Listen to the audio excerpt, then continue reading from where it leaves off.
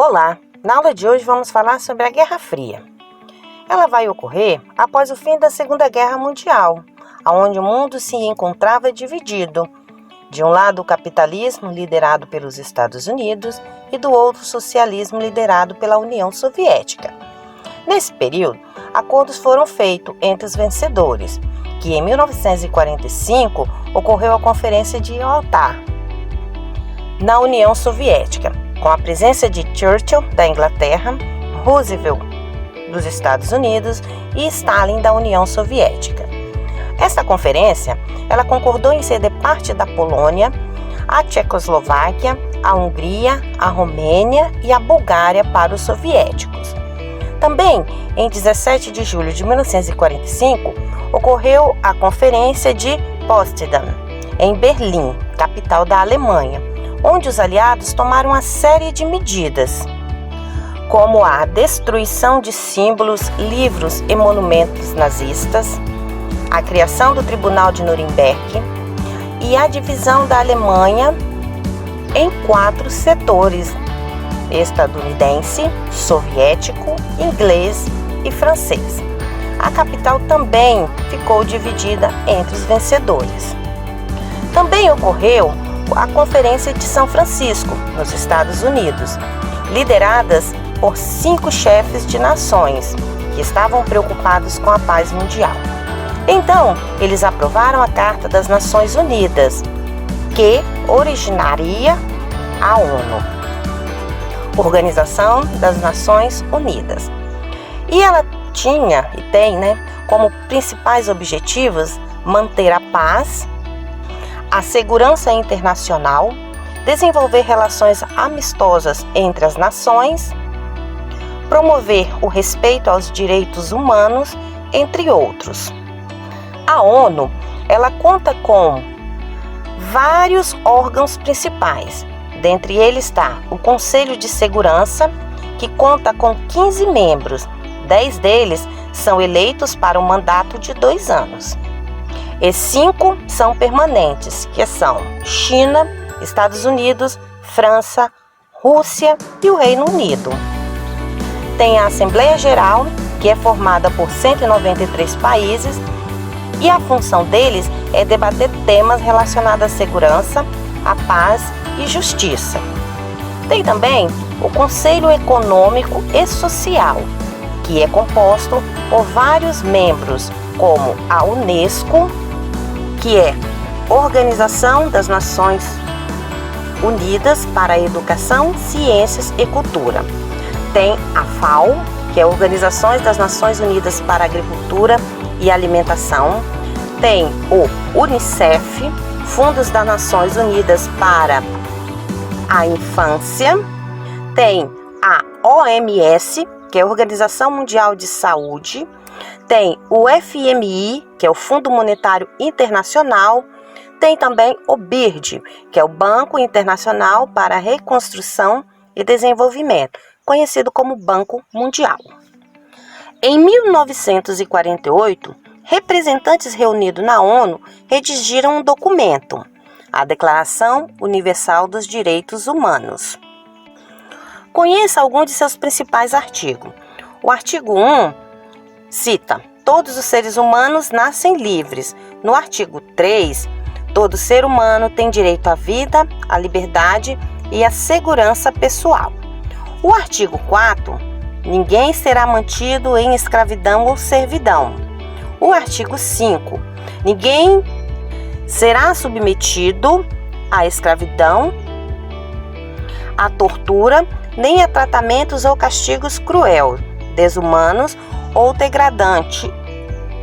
São muitos artigos, só que esses são os mais importantes, na minha opinião. Apesar dessa declaração redigida e todo o movimento da ONU para manter a paz, no entanto, os ânimos continuavam acirrados, provocando uma guerra sem confronto direto, chamada de a Guerra Fria, em que Churchill, da Inglaterra, afirmou que precisava a qualquer custo impedir o avanço comunista. O então presidente Harry Truman, dos Estados Unidos, também compartilhava das mesmas ideias, Assim surge a doutrina Truman, que consistia em uma política externa implantada durante o governo de Truman e direcionado aos blocos de países capitalistas. Tinha como objetivo impedir a expansão do socialismo, especialmente em nações capitalistas, consideradas frágeis.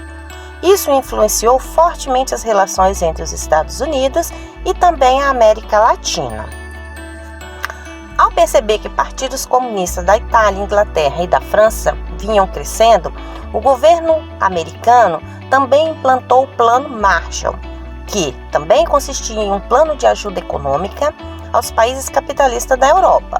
Ele incluía empréstimos a longo prazo e juros reduzidos, concessão de tecnologias e investimentos volumosos, permitindo a rápida recuperação desses países e também fortalecendo a liderança mundial dos Estados Unidos. E também diminuiu a força do comunismo no continente europeu. Em contrapartida, em resposta a todas essas medidas adotadas pelos capitalistas, Stalin então criou o Comecon, que era o desenvolvimento econômico dos países do bloco socialista. A Guerra Fria teve vários momentos quentes, como o bloqueio de Berlim, que vai de 1948 a 1949, que consistia na tentativa de impedir o avanço econômico da Berlim Ocidental, que era capitalista. Então, a Berlim Oriental bloqueou os acessos a rodoviárias e a ferroviárias para a cidade. Mas os estadunidenses, ingleses e franceses montaram uma ponte aérea, abastecendo assim a Berlim Ocidental. E com isso, então, Stalin, vendo que seus planos não estavam dando certo, ele foi então obrigado a suspender o bloqueio. Como consequência disso, em 1949, nascia a República Federal da Alemanha, ou Alemanha Ocidental, capitalista e sob a influência dos Estados Unidos, e também a República Democrática Alemã, ou Alemanha Oriental, comunista e sobre a influência e o domínio da União Soviética. Outro fato que culminou na construção do Muro de Berlim foi a Alemanha Oriental, que, para conter as fugas em massas da população que fugiam da miséria e da opressão que eram submetidos, iam para a próspera Alemanha Ocidental. Stalin, então, para impedir isso, construiu uma barreira chamada de o Muro de Berlim, fechando assim a fronteira entre os dois países. Outro momento quente também foi a Guerra das Coreias, que se tornou livre, dos japoneses com o fim da Segunda Guerra Mundial, mas, no entanto, passou a ser dividida entre os estadunidenses e os soviéticos. E em 1948, ela ficou conhecida como dois países, ou seja, tornou-se dividida e tendo como marco principal o paralelo 38. Surge então a República Popular Democrática da Coreia do Norte, socialista, e a República Popular Democrática da Coreia do Sul, capitalista. Mas em 1950, a Coreia do Norte, com o apoio dos chineses, que haviam adotado o comunismo no ano anterior, atacou a Coreia do Sul, que teve o apoio para se defender dos Estados Unidos e da ONU, que enviaram tropas para ajudar o conflito.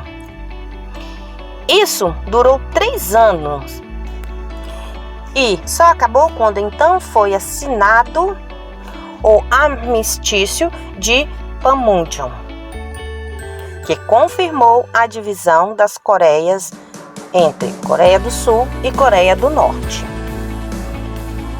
Nessa época, apesar da Carta dos Direitos redigidos pela ONU, houve perseguições e crimes contra a humanidade, tanto dos Estados Unidos quanto da União Soviética. Tanto que em 1950 ocorreu o macartismo, tendo como líder o senador americano John McCarthy, que perseguiu e levou à prisão cientistas, escritores, artistas, professores, funcionários do governo. Era então a chamada campanha anticomunista, que durou por 4 anos. Mas na União Soviética, o ódio à superpotência rival também era alimentado a todo vapor, através de perseguições, queimas de livros, prisões arbitrárias e execuções. Só que, no caso da União Soviética, o líder da repressão era o próprio líder do governo, Joseph Stalin, que organizou julgamentos forjados, internou seus opositores em hospitais psiquiátricos, promoveu fuzilamento em massa, enviou pessoas para os gulags, que eram campos de concentração de trabalho forçado, e também mandava para uma prisão na Sibéria todo aquele que ele considerasse adversário. A competição entre os Estados Unidos e a União Soviética desencadeou uma corrida armamentista. As duas possuíam bombas atômicas. No final de 1952, os Estados Unidos descobriu um modo de fazer uma bomba de hidrogênio e a testaram no Oceano Pacífico. Ela tem um poder 4.000 vezes superior à bomba atômica. 3 anos depois, foi a vez da União Soviética. Essa corrida exigia altos investimentos e também prejuízos ao meio ambiente. Cientes de que não era possível resolver a disputa militarmente, então esses países passaram a investir na exploração do espaço, a fim de demonstrar ao mundo qual das superpotências era a melhor, ou seja, tinha o melhor sistema socioeconômico. Na corrida espacial, a União Soviética saiu na frente, que em 1957 lançou 2 satélites artificiais, o Sputnik 1 e o Sputnik 2. E em 1961 lançaram a primeira nave tripulada por um ser humano. E quem a tripulou foi o russo Yuri Gagarin. Aí, em 20 de julho de 1969, foi a vez dos Estados Unidos, 11, pilotada por Neil Armstrong, o primeiro homem a pôr o pé em solo lunar, onde fincou uma bandeira dos Estados Unidos. Mas engana-se quem pensa que a Guerra Fria acabou. Ela continua viva até os dias atuais.